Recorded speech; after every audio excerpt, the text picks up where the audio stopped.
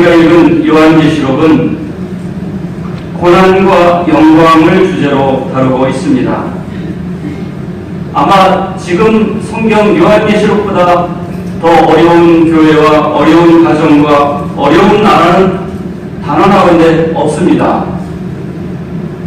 엄청난 고난 가운데 지금 사도 요한은 처해 있습니다. 유대교하고 기독교하고 같이 있다가 85년에 결별을 해서 예배당에서 기독교인들이 쫓겨났습니다. 예배당이 없죠. 쫓겨났죠. 그 다음에 네로 황제 이후로 기독교인에 대한 죄를 덮어씌우고 박해하고 죽이고 자기들이 잘못한 것을 기독교인이 했다고 덮어씌우면서 사자밥이 되고 화형을 당하고 말할 수 없는 박해가 네로 황제와 현재 도미치안 황제에 이르기까지 계속되고 있습니다. 그러면 흩어진 교회는 어떠냐? 지도자인 담임 목사인 사도 요한은 반모라는 섬에 유배되어 있습니다. 교회는 지도자를 잃어버렸습니다. 그리고 그러면 남은 성도들이 잘하고 있느냐? 이단이 또 들어와 있습니다. 그러니까 이처럼 총체적인 난국이 없습니다. 그래서 사도 요한은 하나님께 질문을 합니다. 하나님, 교회가 여기서 멸망하는 것입니까? 예수 그리스도는 지금 뭐 하고 계십니까? 이 질문을 하고 하나님께서 요한계시록 환상을 통해서 그에게 답을 하고 있습니다.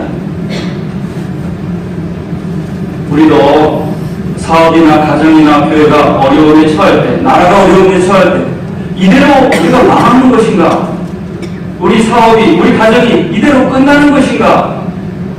하나님이 살아계시다면 도대체 박해하는 로마 황제와 이 악한 무리들을 왜 처단하지 않으시는 것인가? 무엇하고 계시는 것인가? 질문을 절박하게 하지 않을 수가 없게 됩니다. 감사하게도 하나님께서는 요한계시록에 너무나도 명확하게 이 질문들에 대한 답을 주시면서 성도들을 위로하고 능력을 더하여 주시는 내용이 오늘 본문에 기록이 되어 있습니다. 흔히 요한계시록, 이것은 이단들의 저주물로 알고 있으며 교회에서 이것을 바로 가르치기에 두려워하는 시대에 우리는 살고 있습니다. 종말이라는 것은 언제 되느냐 중요한 것이 아니라 누가 심판자인가, 이게 중요합니다.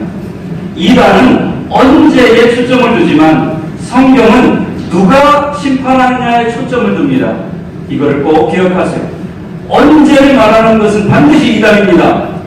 그러나 그 심판자가 누구이신가, 이것을 얘기하는 것은 바른 진리입니다. 그 주관자는 누구신가? 이 질문에 대해서 오늘 본문은 우리에게 답을 주고 있습니다. 요한계시록 22장을 저는 매우 사랑하는데 그 중에서 5장을 가장 사랑합니다. 아마 성경을 전체를 통틀어서 요한계시록 5장을 가장 사랑한다고 말씀드릴 수가 있을 것 같습니다. 하나님께서 사도 요한에게 교회의 모습을 다, 일곱 교회, 즉 완전한 교회의 모습을 다 보여주신 다음에 요한을 하늘로 환상 중에 데려갔습니다. 그게 4장과 5장의 내용입니다. 그리고 하늘 보좌를 보여주시고 하나님이 다스리시는 그 천국과 이 땅에서 드리는 성도들의 예배가 어떠한가, 하늘 예배를 그가 참관하게 됩니다. 그리고 이어서 오늘 우리가 읽은 5장에 사도 요한이 보좌에 앉으신 하나님을 보는데 오른편에 두루마리가 있었습니다. 두루마리. 옛날에는 책이 없기 때문에 그 두루마리에 썼거든요. 양피지. 거기에 보니까 안팎으로 글이 빼곡하게 쓰여져 있었고 7개의 봉인이 되어서 아무도 이것을 떼일 수가 없었습니다. 그 책은 이 땅의 심판과 구원의 모든 전 파노라마 계획이 있는 계획서였습니다. 안팎으로 빼곡하게 쓰여졌다는 것은 아무도 더하거나 뺄 수 없는 완전한 계획을 그 가운데 가지고 있다는 겁니다. 교회가 어떻게 될 것인지, 성도는 어떻게 될 것인지, 이 땅의 악은 어떻게 되는 것인지 그 완전한 계획이 담겨져 있는 하나님의 종말 심판의 계획서를 대공개하는 장면이 요한계시록 5장입니다. 아울러서 요한계시록 5장은 하늘과 땅의 전권을 메시아가 이양을 받아서, 그리고 그분이 찬양과 경배를 받으며 이제 심판의 주로 등극하는 메시아 대관식이 바로 요한계시록 5장입니다. 찬송으로 끝나죠. 그 권력이 성부 하나님께서 성자 예수님께 이양이 된 다음에 찬송과 소망으로 끝나는 것이, 그리고 거기서 모든 이 땅의 심판이 집행이 되는 것을 사도 요한이 목격하고 바라보면서 교회의 최종 승리를 바라보면서 믿음으로 담대하게 일어나는 내용이 기록이 되어 있습니다. 그런데 보좌에 하나님 옆에 두루마리가 있는데, 심판의 책이 있는데, 사도 요한을 보니까 아무도 그것을 열어볼 사람이 없었습니다. 능력이 없는 게 아니라 자격이 있는 사람이 하늘과 땅과 바다와 아무도 없었습니다. 그래서 너무나도 슬프게 울었습니다. 교회의 미래에 대해서 이 문제를 해결할 당사자가 나타나야 되는데 아무도 없자 울고 있을 때, 누가 이 인도책을 펴서 보며 그것을 펴볼 수 있는 자가, 합당한 자, 자격이 있는 자가 누구냐? 아무도 없구나. 이렇게 한탄할 때 24장로, 즉 교회를 대표하는 장로의 한 분이 대답을 합니다. 우리 5절 같이 한번 읽겠습니다. 장로 중에 한 사람이 내게 말하되 울지 말라. 유다 지파의 사자 다윗의 뿌리가 이겼으니 그 두루마리와 그 일곱인을 대시리라 하더라. 울지 말라. 유다 지파의 사자가 이겼으니 이 인공을 떼고 책을 펴리라. 즉 그 구원과 심판의 권능을 가진 분이 바로 유다 지파의 사자다라고 말을 해줬습니다. 말을 했다는 건 뭐예요? 요한이 들었다는 거죠. 그런데 들을 때는 사자라고 말씀하셨는데 요한이 보니까 말이 달라지는 거예요. 6절 같이 읽겠습니다. 6절 시작. 내가 또 보니 보좌와 내 생물과 장로들 사이에 한 어린 양이 서 있는데 일찍이 일곱과 일곱이 있으니 이 눈들은 온 땅에 보내심을 받은 하나님의 일곱 영이더라. 분명히 그 자격 있는 사람은 사자라고 들었는데, 물론 상징이죠. 보니까 어린 양이에요. 그것도 죽임을 당한 어린 양이에요. 말이 다르지 않습니까? 깜짝 놀랐어요. 사자라고 들었는데 어린 양인 거예요. 무슨 말인지 알겠죠? 좀 놀래야 됩니다. 분명히 돈이 1억 원이라고 했는데 1,000만 원밖에 없으면 얼마나 놀랄 일입니까? 지금 사자라고 했는데 어린 양인 거예요. 깜짝 놀랐죠.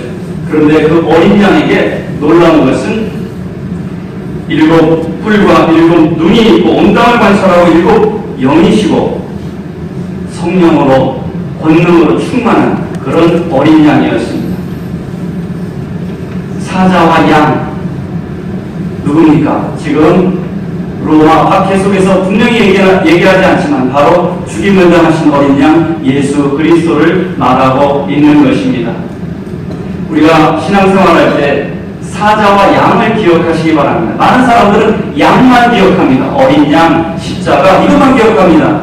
사자인 예수님의 부활과 예수님의 능력을 꼭 기억하셔야 됩니다. 한국교회는 그것을 회복해야 됩니다. 만약에 십자가 신앙만 있다면 이건 동전이 양면이기 때문에 십자가와 부활이 뗄래야 뗄 수가 없지만, 불균형한 신앙만 있다면 청승받고 괴롭고 수고하고 선교도 억울하고 이런 인생을 살 수밖에 없어요. 그러나 사자와 양, 십자가와 부활을 하나로 우리가 보게 될 때 능력이 있으나 겸손하고 부드러우나 강인한 참된 그리스도인과 교회가 되는 것입니다. 사자와 양, 그것은 같이 갈 수 없습니다. 사자는 힘이 세고 모습과 목소리가 우렁차고, 그러나 어린 양은 온유하고 겸손하며 자기 고기와 자기 뼈를 다 내어주는 섬김의 상징입니다. 함께 갈 수가 없죠. 마치 하나님의 능력이라고 그러면 왜 모든 사람을 구원하지 않느냐 그러고, 하나님이 사랑이라고 그러면 능력과 사랑, 하나님이 능력이 있으면 왜 모든 사람을 구원하지 않느냐, 하나님이 사랑이라면 능력이 없는 것 아니냐, 불의를 심판하지 못하는 것 아니냐, 이 두 가지 양립할 수 없는 게 함께 있단 말이죠. 사람이 죽으면 그만이지 어떻게 부활이 있을 수 있느냐, 함께 간단 말이죠. 십자가면 끝이지 어떻게 부활이 있을 수 있느냐.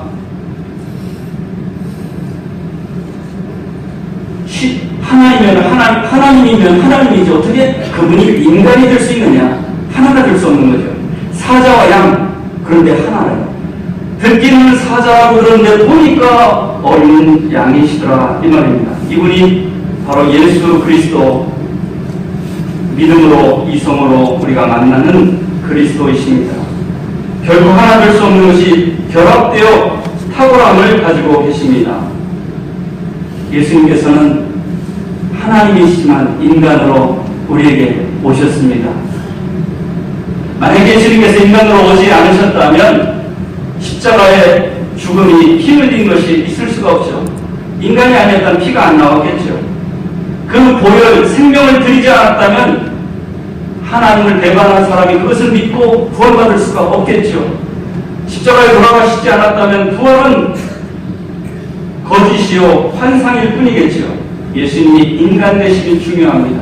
가장 낮은 어린아이의 모습으로, 그것도 베들레헴의 여인숙의 마룻간에서 태어나셔서 가장 낮은 곳에 오셨습니다. 그 어린 아이는 사단을 정복하고 사단에게 승리할 사자이셨던 것입니다. 성경에 보면 다윗이 골리앗을 이길 때 무기가 대단한 게 아니었어요. 무기는 돌밖에 없어요. 여러분, 능력의 원천은 하나님께로부터 온다는 것입니다. 예수님께서 어린아이로 무기도 없이 권세도 없이 오셨지만 능력이 하나님께로부터 나오는 것을 믿으시기 바랍니다. 여러분, 하나님과 이 에너지 통로를 늘 열어보시기 바랍니다. 그럴 때 여러분에게 능력이 임하게 되는 것입니다.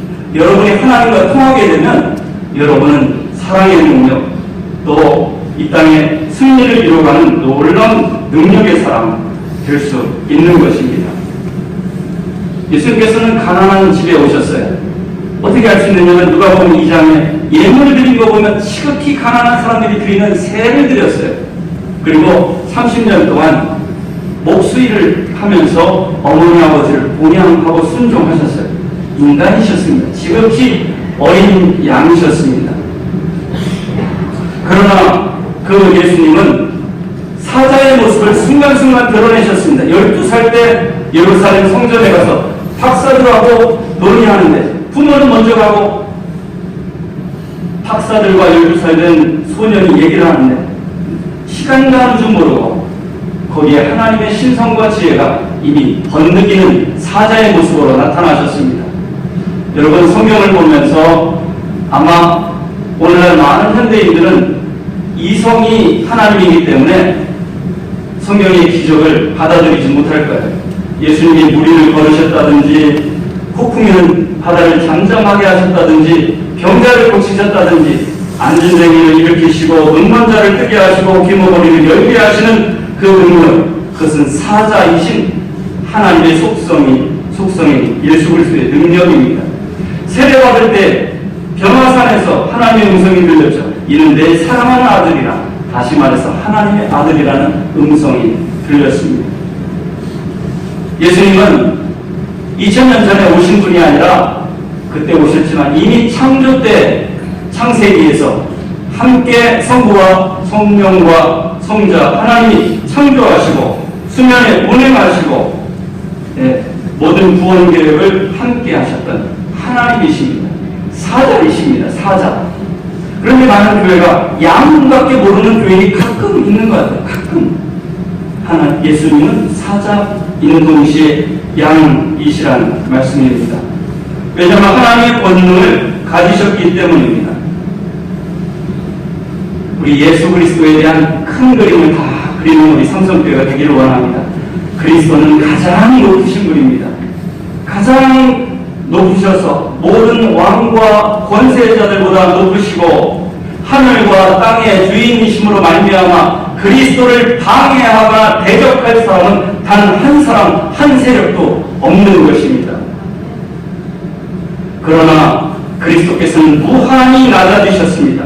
가장 높으신 분이 무한히 낮아지셔서 어린 아이로 오셨고, 그리고 어린아이들이 오는 것을 막지 말라고 했고 죄인들이 오는 것을 막지 않으셨습니다. 가장 무가치한 사람이 가까이 오는 것을 거절하지 않으셨습니다. 왜요? 그들과 함께하고 그들에게 하나님의 생명을 불어넣어 주시기 위해서 오셨기 때문입니다. 무한히 푸대접받아 마땅한 인간, 무한하게 가장 가치 없는 인간까지도 멸시하지 아니하시고 긍휼히 여기시고 겸손하여서 죄인과 창녀와 세리들의 도둑놈들의 친구가 되셨습니다. 가장 높으신 분이 가장 낮아지셔서 아무도 무시할 사람이 그분에게는 없었던 것입니다. 그분은 사자이지만 동시에 겸손하고 온유한 양이셨던 것입니다. 그분이 온유하고 고유한 심령으로 겪은 일들은 말할 수가 없습니다. 배신을 당하셨습니다. 모욕을 당하실 때에도 원수들을 대하는 태도에 있어서 혈기를 부리지 아니하시고 온유하셨습니다. 그리스도는 욕을 당하시면서도 그 사람을 욕하지 않으셨습니다. 마지막에 십자가에 못 박는 사람들을, 가장 큰 원수들을 대해서 저들을 용서하셨을 뿐만 아니라 그들이 용서받기를 간절히 기도하셨던 것입니다. 그분이 십자가에서 내려올 능력이 없으신 분이 아닙니다. 가장 큰 능력을 가지셨지만 무력하게, 가장 무력하게 모욕을 담당하셨습니다. 사자의 위험을 가지셨으나 양같은 온유함을 동시에 지니셨던 것입니다. 사자, 심판장을 말합니다. 재판장을 말합니다. 무한한 공의와 거룩을 가지고 어떤 악인도 용서하지 않으시는 엄중함을 가지고 계십니다. 악인을 눈 감아주지 않으시며 뇌물을 받고 형벌을 용서하지 않으시며 무한히 거룩하시고 공의로우셔서 죄를 미워하시고 죄에 대한 형벌을 분명히 내리시는 분이십니다. 그러나 동시에 그분은 양이셨습니다. 무한히 은혜롭고 자비로우셔서 가장 무가치한 자에게도 자비와 은혜를 베풀어 주시고 가장 최고의 선을 주시고자 고난을 받으시고 생명마저 내어주셔서 이 땅에 사자인 동시에 양으로 오셨던 것입니다. 처음에 오실 때는 어린아이로 양의 모습으로 오셨지만 두 번째 재림하시고 이 땅을 하나님의 나라를 완성하실 때는 사자로 온다는 것을 우리가 기억해야 됩니다. 능력으로 오시고 권능으로 오시고 영광으로 오신다는 걸 기억해야 됩니다. 성도는 두려워할 사람이 아무도 없어요. 그러나 예수 생명이 없는 사람은 두려워 피하고 떨고 방하고 난리가 나는 겁니다. 지금 주님을 영접하시기 바랍니다. 그러면 주님이 오시는 것이 기쁨이 되고 우리의 친구, 가장 좋은 친구요 형제가 오는 기쁨을 누리게 됩니다.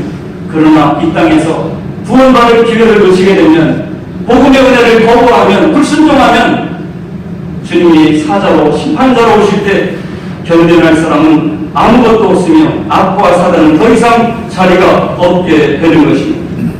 사자이신 그리스도는 죄가 전혀 없으십니다. 완전 무결하시고 그분은 무한한 사랑을 받기에 합당하시며 무한한 행복을 누리기에 합당하십니다. 사람과 하나님께 사랑과 존경과 예배를 받으시기에 합당한 분이십니다. 그런 분이 가장 큰 주인으로 낮아지셨습니다. 완전 무결하신 분이 가장 큰 죽일 놈이 되었습니다. 손찌검을 당했어요. 손찌검을. 채찍이 맞았어요. 침을 뱉고 모욕을 당했습니다. 재판장이 재판을 했는데 죄가 없거든요. 이 사람을 어떻게 할까? 사람들이 뭐라고 합니까? 십자가에 한번 박아라, 십자가에 한번 박아라. 죄가 없다고 재판장이 얘기했어요. 어떻게 할까? 십자가에 뭐 죽여라, 죽여라 이런 얘기예요. 여러분 그런 얘기 안 들어보셨죠? 너 살아서 뭐하냐? 너 죽어라. 이런 얘기 안 들어보셨죠? 가장 완전 무결하신 분이, 죄가 없으신 분이 넌 죽어라 이런 얘기를 들었다는 게 이게 말이 됩니까? 가장 미련 있고 죄가 없으신 분이, 사랑받기에도 행복을 누리기에도 부족하신 분이 넌 죽어라. 왜 태어났어? 살 가치가 없어. 살 가치가 없는 사람 취급당했다는 걸 여러분 한번 조금이라도 상상을 해보세요. 우리는 때로는 잘못해서 욕을 먹어도 마땅할 때가 있는데 전혀 욕먹지 않아야 될 분이 너 죽어라. 넌 살 가치가 없어. 십자가에 죽어야 돼. 왜 예수님께서 그 자리에 내려오지 않으셨습니까? 왜 목숨을 내어주신 것입니까? 그것은 죄가 없으신 분으로서 이 가장 악한 죄인들, 하나님의 명예를 훼손하고 죄 지은 죄인들, 불순종한 사람을 위해서 그 죄값을 담당하기 위해서 친히 대신 그 형벌을 받으신 것입니다. 이것을 대속의 은총이라고 말합니다. 한번 따라해 보시기 바랍니다. 대속의 은총. 대속의 은총. 나를 대신해서 저주를 아무 죄 없으신 분이 받으셨다는 그것입니다. 그걸 믿어지고 레미션의 장발천처럼 그 은혜를 받은 사람은 완전 변하게 돼 있어요. 완전 변하게 돼 있어요. 혁명이 일어나게 되는 거예요. 그 사람 안에 혁명이. 겸손하나 사랑이 풍부하고 연약을 하지만 능력 있는 사람으로, 다른 사람을 살리는 사람으로 변화되는 것입니다. 로마서 5장 8절과 10절에 이렇게 고백합니다. 우리가 아직 죄인 되었을 때 그리스도께서 우리를 위해서 죽으심으로 말미암아 하나님께서 우리에 대한 자기의 사랑을 확증하셨느니라. 우리가 원수 되었을 때 그의 아들이 죽으심으로 말미암아 하나님으로 더불어 화목하게 하셨느니라. 예수님이 십자가에 돌아가신 것은 하나님의 공의에 대한 최상의 존중입니다. 하나님은 죄를 용서하지 않는 분입니다. 그런데 죄 문제 해결도 안 되고 용서받는다는 건 있을 수가 없어요. 그 모든 저주와 진노를, 심판의 화살을, 십자가에서 하나님의 진노를 나 대신에, 우리 대신에 주님께서 다 감당하심으로, 물과 피를 다 쏟으심으로 말미암아 하나님의 진노를 다 받으신 것입니다. 내가 받을 진노를 다 받으신 것입니다. 거룩하신 하나님은 죄를 용서할 수가 없습니다. 죄 문제를 해결해야 합니다. 여러분 죄 문제 해결 받으셨습니까?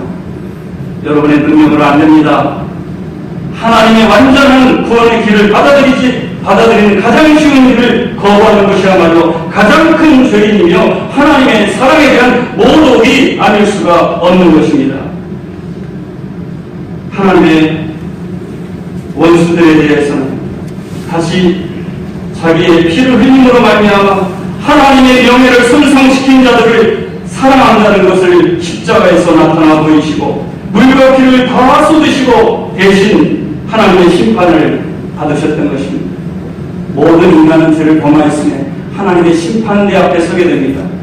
그 죄 문제를 해결하지 않는 인간의 불안과 두려움은 이루 말할 수가 없는 것입니다.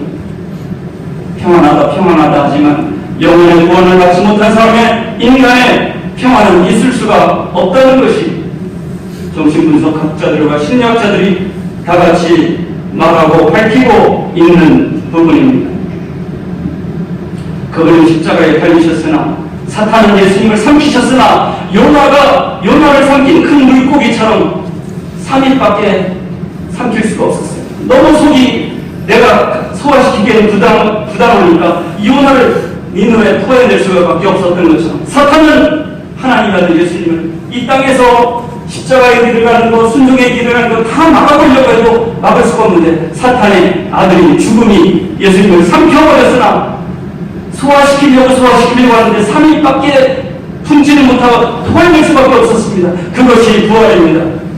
사망의 예수님의 생명을 삼킬 수가 없습니다.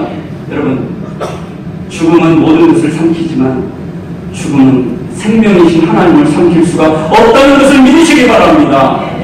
이 땅의 죽음은 모든 것을 삼킬 것입니다. 역사와 영예와 재산을 다 삼킬 것입니다. 그러나 생명을 삼킬 수는 없습니다. 생명은 사망을 삼킬 것입니다. 이게 복음입니다. 이게 십자가입니다.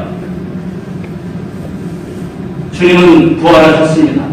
거기에 끝나지 않고 승천하셔서 최후 심판대 사자이신 그리스도께서 오십니다. 무한한 능력과 위엄으로 사자처럼 나타나실 것입니다. 그러나 동시에 성도들에게는 양으로 나타나십니다. 믿지 않는 자와 악과 사탄은 사자의 심판을 견디지 못하지만 그리스도를 영접한 여러분에게는 어린 양이 되어주실 것입니다. 여러분의 원수를 위해서 사자처럼 싸워주시고 보호하실 것입니다. 아무리 악한 사람일지라도 충분히 가치 있는 사람으로 주님께서 영접하실 것입니다. 아무리 가난하고 비천하고 무지한 사람이라도 멸시받지 않으실 것입니다. 왜요? 하나님의 복음을 듣고 받아들였기 때문입니다. C.S. 루이스의 고통의 문제에서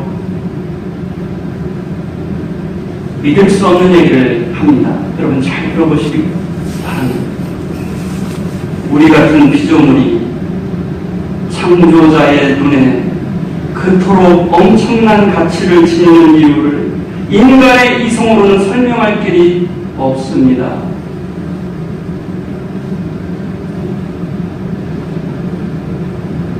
저와 여러분이 얼마나 가치 있게 하나님께서 바라보고 계신지 믿을 수가 없다는 거예요. 아마 이 말씀을 준비하면서 저는 그런 생각을 했습니다.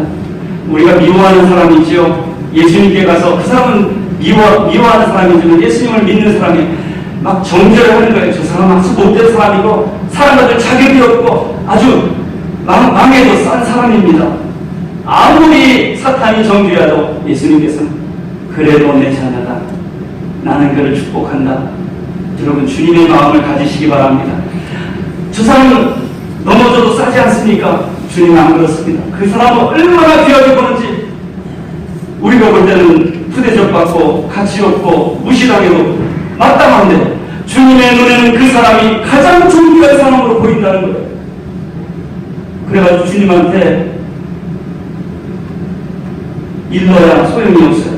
예수 믿는 사람은 그 누구의 사탄의 어떤 정죄도 그 사람을 심판에 이르게 할 수가 없습니다. 우리는 나와 가족과 이웃이 하나님 보시기에 얼마나 가치가 있는지 모르며 살아갑니다. 그렇죠? 내가 보기에가 아니라 하나님 보시기에 인간이 하나님의 형상대로 얼마나 아름다운지 지금 비록 죄와 사탄의 권세 아래서 헤매고 있지만 그 안에 얼마나 존귀한 하나님의 형상이 있는지 찾아오고 싶은 거예요. 하나님께서 고통 가운데 있었던 자녀가 부모에게 올 때 부모가 멸시하지 않는 것처럼 누구든지 주님께로 오는 사람을 주님은 결코 멸시하지 않습니다. 마음으로 활짝 열고 주님을 영접하시기 바랍니다. 값없이 생명수를 받아 누리시기 바랍니다. 주님을 사랑하시기 바랍니다. 그리고 그분은 여러분의 재산으로 여러분의 구세주로 모시고 살아가는 은혜가 있기를 주님의 이름으로 축원합니다.